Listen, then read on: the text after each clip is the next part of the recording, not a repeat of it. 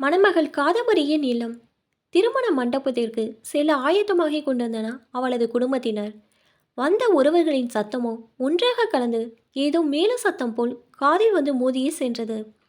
அங்கே நாதஸ்வர இசையாய் குழந்தைகளின் அழுகுரலும், நாயனத்து ஆழமாய் காஃபி டம்ளர்கள் ஒன்றோடு ஒன்று உரசும் ஒளியும், மெல்லிசை என பெண் பிள்ளைகளின் கொலுசு சத்தமும் ஒன்றாக கலந்து கேட்பதற்கு இன்னிசையாய் ஒலித்தது.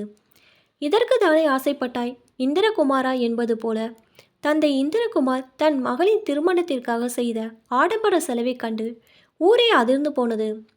மணமகள் காதம்பரி இப்படி உலக அழகு தேவதையா என்று பெண் பார்க்க வந்த முதல் நாளே மனதை பறிகொடுத்தவன் மணமகன் கார்மேகம். இவனது பேரில்தான் கருமை இருக்கிறது. ஆனால் அவனது தோற்றத்தில் அவனை தொட்டு கரும்பலகில் கோடு போடலாம் போன்ற அப்படி ஒரு வெண்மை நிறம், அசத்தும் ஆணழகன். அவனது 7 அடி உயரமும் சிவந்த சுருள் முடியும் அவனது அழகை எவராலும் எடை போட முடியாது. அவனது தோற்றம் வெளிநாட்டு ஆங்கிலேயரை கண்முன்னே கொண்டு வந்து நிறுத்தம். படிப்புள் ஆர்வம் கொண்டதால் திரைப்படத்தில் நடிக்கும் வாய்ப்பு கிடைத்தும் அதை நிராகரித்தவன். சென்னையிலே ஐடி கம்பெனிகளில் மணமக்கள் இருவரும் வேலை பார்த்து கொண்டிருந்தாலும் திருமண விழா என்னவோ மதுரை அருகே உள்ள ஒரு சிற்றூரில்தான். பெண் வீட்டு செலவு என்பதால் 3 நாட்களுக்கு வாடகைக்கு இருக்கப்பட்டிருந்தது அந்த ஆடம்பரமான திருமண மண்டபம். கார்மேகத்திற்கு ஏற்ற ஜோடியாய் பெண் அமைந்தது எண்ணி மணமகனின் தாய் ருக்மணியோ உறவினர்களிடம் ஏதோ இமயமலை உச்சிக்கே ஏறி சாதனை படைத்தது போல் பெருமையுடன் அங்கலாய்த்து கொண்டிருந்தாள். அங்கே மண்டபத்தில் அங்கு இங்குமா சுண்டலி போல உருண்டோடி வேலை செய்து கொண்டிருந்தான் 4 அடி உயரத்தில் ஒரு வாலிபன். தம்பி, இங்கே வாங்க. நேற்று சாயந்தரத்துலேருந்து உங்களை நான் பார்த்துக்கிட்டு தான் இருக்கேன். மண்டபத்தை சுற்றி சுற்றி வேலை பார்க்குறீங்களே, நீங்கள் யார், மாப்பிள்ளைக்கு சொந்தமா என்று ஆச்சரியத்துடன் கேட்டாள் மணமகளின் தாய் துர்கா. என்னத்த இப்படி கேட்டுட்டீங்க? நான் மாப்பிள்ளையோட பெரியம்மா பையன். எங்கள் அம்மாவும் அவங்க அம்மாவும் ஒன்றோடு ஒன்றாக பிறந்த 2 குழந்தைங்க. அவன் அம்மா ருக்மணி, எங்கள் அம்மா யாமினி. ஒரு வேடிக்கையை பாருங்க. நான் தான் கார்மேகத்தோட அண்ணன் வெள்ளச்சாமி. என் பேரில் தான் வெள்ளை இருக்குது. ஆனால் என்னை தொட்டு நீங்கள் நெத்தியில் பொட்டு வச்சுக்கலாம். நான் அத்தனை கருப்பு என்று சொல்லி வெள்ளந்தியாக தன் கையை நீட்டி துர்காவிடம் காட்டான் வெள்ளச்சாமி. அவன் தன்னையே கிண்டல் செய்து கொண்டாலும் அந்த அப்பாவி வாலிபனின் முகத்தில் தெரிந்தது ஒரு இனம் புரியாத வேதனை. அத்தன், நானும் என் தம்பி கார்மேகத்தை போல நிறைய படித்து தான் இருக்கேன். ஆனால் என் உருவத்தை வைத்து யாருமே என்னை மதிக்கிறதில்லை என்று சிரித்து கொண்டே அவன் சொன்னாலும் அவன் கண்களின் ஓரத்தில் ஒதுங்கிய கண்ணீரோ அவன் மற்றவர்களிடம் படும் அவமானங்களை திரை போட்டு காமித்தது. சரி தம்பி, நீ போப்பா, உனக்கு ஒரு நாள் நல்லது நடக்கும், நம்பிக்கை வை என்று கூறி துர்கா அவனை ஆறுதலாக பேசி அனுப்பினாலும் அவளுக்குள் ஒரு கேள்வி. ஒரே வயிற்றில் உருவான உருவ ஒற்றுமையுடன் பிறந்த 2 சகோதரிகளுக்கு பிறந்தவர்களா கார்மேகமும் வெள்ளைச்சாமியும்? இந்த பிள்ளைங்களில் மட்டும் ஏன் இவ்வளவு வேறுபாடு? இது யார் கொடுத்த சாபம்? மனம் வருந்தியது துர்காவிற்கு. வெள்ளைச்சாமியின் பண்பான பேச்சும் பணிவான தன்மையும் பழகு விதம் துர்காவிற்கு ஆச்சரியமூட்டியது. மாலை நேரம் மண்டபத்தில் 2 நாற்காலிகள் போடப்பட்டு அதில் மணமக்கள் இருவரும் மனம் விட்டு பேசி கொண்டிருந்தன. அந்த ஜோடியோ அழகிலே ஒன்றை ஒன்று போட்டி போட்டு கொண்டிருந்தது. மணமகள் காதம்பரியிடம் அன்பாய் பேசி கொண்டிருந்த மணமகன் கார்மேகம், யார் அது உன் பக்கத்திலே நின்றுகிட்டு இருந்த வயசான கிழவி? எப்போ பாரு உன் கூடவே ஒட்டிக்கிட்டு சரியான எரிச்ச. உன்கிட்ட பேச முடியாம நான் ரொம்ப தவித்து போய்விட்டேன் என்றான். இவர் யாரை பற்றி சொல்கிறார் என்று தெரியாமல் விழித்த காதம்பரியிடம், அதான் அந்த ஆயா முதுகில் ஏறி குதிரை ஓட்டலாம், அந்த கிழவிக்கு அத்தனை கூன், அந்த கிழவி என்ன உன் திஷ்டி பொம்மையா என்று சொல்லி சத்தமாக சிரித்தான் மணமகன் கார்மேகம். தனது அப்பத்தாவை கேலி செய்த அவனது பேச்சு காதம்பரியை முகம் சுளிக்க வைத்தது. அப்போது பூஜையில் நுழைந்த கரடியாக 2 காஃபி டம்ளருடன் அவர்கள் முன்னே வந்து நின்றான் அன்னை வெள்ளச்சாமி. தம்பி, நிறைய பேசுங்க, ஆனால் இந்த காஃபியை குடிச்சிட்டு பேசுங்க என்று சொல்லி முடிப்பதற்குள் அவனிடம் சீறி பாய்ந்தான் கார்மேகம். என்ன, உனக்கு கொஞ்சம் கூட இங்கிதான் தெரியாதா? அறிவு கேட்டவனே, ஆள் தான் வளரல, 4 அடியிலே நின்றுட்ட. உன் அறிவுமா வளரவில்லை? நாங்கள் பேசி கொண்டிருப்பது கண்ணுக்கு தெரில என காஃபி டம்ளரை கோவத்தில் தட்டிவிட்டான் கார்மேகம். சாரிடா தம்பி, எனக்கு அதெல்லாம் புரியலை. உன் அளவுக்கு எனக்கு அறிவு பத்தாது.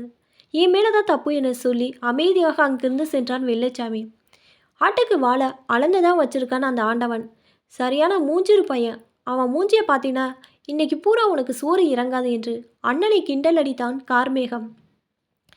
கார்மேகத்திடமிருந்து இது போன்ற வார்த்தைகள் ஆணவ பேச்சுடன் நக்கலாய் வந்து கொண்டே இருந்தது. பின்னர் அவன் அங்கே சென்று கொண்டிருந்த மிக குண்டான ஒரு பெண்ணை காமித்து, இது என் அத்தம்மாவ, உறவு விட்டு போகக்கூடாதுன்னு இந்த உருளைக்கு நான் தாலி கட்ட முடியுமா? அதனால் இந்த உலக அலைக்கு என் மேலே கோபமா என்று சொல்லி குமாட்டுவது போல் செய்கை செய்தான். காதம்பரியோ அவனிடம், உங்கள் அண்ணனும் உங்களைப் போல நிறைய படிச்சிருக்கார் போல இருக்கே என்றே கேட்க, ஆமாம், பூனை புலியை பார்த்து கோடு போட்டுக்கிட்டு கதை தான் இவனோட கதை. படித்தா மட்டும் போதுமா? காக கங்கையில் மூழ்கினாலும் அன்னப்பறவையாக முடியாது என்கிறது பழமொழி. அது இந்த பயலுக்கு நல்லாவே பொருந்தும் என்று கூறி சிரித்தான். இதெல்லாம் கேட்ட காதம்பரிக்கு தலையை சுற்றியது. மற்றவரின் உடலை வைத்து கிண்டல் செய்யும் இதைதான் ஆங்கிலத்தில் பாடி ஷேம் என்பார்களோ? ஒருவரின் உடலை அவமானப்படுத்துவது இந்த கார்மேகத்திற்கு கைவந்த கலையோ? அடுத்தவரின் உடலை பார்த்து கேலி செய்து அதில் குளிர்காயும் கார்மேகம் போன்றவனை நினைத்தாலே காதம்பரிக்கு மிக அருவறுப்பாக இருந்தது. அவரது நெற்றி சுருக்கத்தில் அவனை பற்றிய பல ஆயிரம் கேள்விகள் திரும்ப திரும்ப எழுந்தன. அழகு என்பது வயதாகும் வரைதானே. பின்னர் எவராயினும் சுருங்கிய தூள்களும் இடுங்கிய கண்களும் சரிந்த தூள்களும் தொங்கிய மார்பகங்களும் கூன் விழுந்த முதுகும் தானே. நாளை நமக்கே முகத்தில் ஏதேனும் காயமோ வடுவோ அல்லது தீப்புண்ணோ ஏற்பட்டுவிட்டால் நம்மையும் இவன் இப்படிதான் தூர தூக்கி போடுவான். வருங்காலம் அவன் கண்முன்னே வர பயத்தில் அவளது உடல் நடுங்கியது. அவளது தலை சுக்கு நூறாக வெடிப்பது போல் வலித்தது. மறுநாள் திருமணம். மணமக அறையில் அமர்ந்திருந்த மகளிடம் அவளது தாய் துர்காவோ, அம்மாடி காதம்பரி, நாம் ஏதோ தவறு செய்து விட்டோமோ என்று என் மனம் அழுகிறது என்றாள். பின்னர் துர்கா அவளை பார்த்து, நுண்மான் நுழைபடம் இல்லான் எழில் நலம், மண்மான் புனைப்பாவை அற்று. இது திருக்குறள். காதம்பரி, உனக்கு இதோட அர்த்தம் தெரியுமாடா? ஆழ்ந்த தெளிந்த நுட்பமான அறிவு எதுவும் இல்லாதது, வெறும் அழகை மட்டுமே கொண்டவர்களை பற்றி வள்ளுவர் எதோடு ஒப்பிடுகிறார் தெரியுமா என்று கேட்கவே காதம்பரி அவசரமாய் தன் தாயிடம், அம்மா, எனக்கு தெரியும், அவங்க கண்களை கவரும் மண்பொன்மை என்றுதானே வள்ளுவர் சொல்றாரு என்றார். சட்டென இருவரும் ஒருவர் கட்டி அணைத்து கொள்ள அவர்களின் கண்களில் பெருகியது ஆற்று நீராய் கண்ணீர். அம்மா, சொல்லுங்கம்மா, நான் சொல்ல நினைச்சதை தானே நீங்களும் வந்திருக்கிறீங்கன்னு எனக்கு புரியுது. மனசில் பட்டதை வெளிப்படையாக சொல்லிடுங்க என்றாள். இங்கே பாருமா காதம்பரி, அழகு அது ஒரு கண்ணாடி மாதிரி, எப்போது வேணுமானாலும் உடையக்கூடியது. ஆனால் அன்பு மட்டுமே என்றும் நிரந்தரம். அழகுக்கு அடிமையான அந்த கார்மேகம் உனக்கு வேண்டாம். நேற்று முதல் நான் அவனை கவனிச்சுக்கிட்டு தான் வரேன். மற்றவங்க உடம்பை பார்த்து கிண்டல் செய்து அவங்க அழகுக்கு மார்க் போடும் இவனுக்கு நான் தரும் மதிப்பெண் பூஜ்ஜியத்திற்கும் கீழே. சொந்த இரத்த உறவையை உதாசீனப்படுத்தும் இவனை போன்ற ஒருத்தனை நம்பி உன்னை எப்படி அவனிடம் ஒப்படைப்பேன்? அதான் நான் வேற முடிவு எடுத்துட்டேன். உன் திருமணத்தில் மாப்பிளை மாற்றப் போகிறேன் என்று மகளின் கையை இறுக்க பிடித்தபடி கூறினாள் துர்கா. அம்மா, இதில் என்ன தயக்கம்? கார்மேகம் போன்ற மண்பொம்மை எனக்கு வேண்டாம்.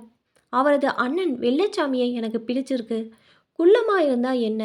அவரது குணத்திற்கு நான் போட்ட மதிப்பெண் 100க்கும் மேலே. நல்ல மனசுள்ள அவரோட எனக்கு திருமணம் செய்து வைங்க. நீங்கள் எடுத்திருக்க முடியும் இதுதானே? உங்கள் முடிவு தான் என்னோட முடிவும். போய் பேசுங்க என்று தெளிவுடன் கூறினாள் வெள்ளச்சாமியின் அன்பில் கடவுளை கண்ட காதம்பரி. இப்போ தான் என்னோடய சேனலை ஃபஸ்ட் டைம் பார்க்குறீங்கன்னா சப்ஸ்கிரைப் பண்ணிக்கோங்க. பக்கத்தில் இருக்க பெல் ஐக்கனை ப்ரெஸ் பண்ணிக்கோங்க. அப்போ தான் நான் ஒவ்வொரு தடவை வீடியோ போடும்போதும் உங்களுக்கு நோட்டிஃபிகேஷனில் வரும். தேங்க்ஸ் ஃபார் வாட்சிங்.